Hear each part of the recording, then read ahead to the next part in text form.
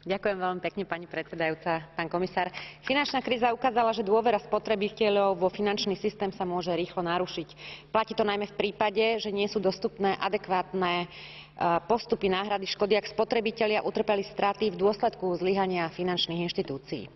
Systémy poistných záruk môžu byť hodnotným nástrojom pri znižovaní rizík, ktorým sú poistenci vystavení, ak by prišlo k zlyhaniu poisťovacej spoločnosti a tá by sa dostala do platobnej neschopnosti.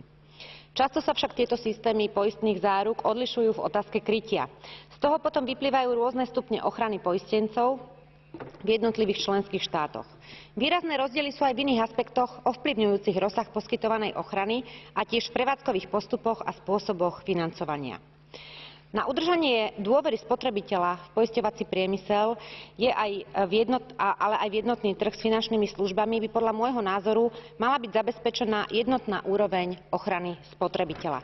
Spotrebiteľ by tak povediac mal mať istotu, že všetky druhy poistných produktov, ktoré si zakúpi, sú kryté systémami poistných záruk a že tieto systémy budú zaručovať, aby získal v stanovenom čase 100% náhradu, ktorá bude jednotná v celej Európskej únii. Ďakujem pekne.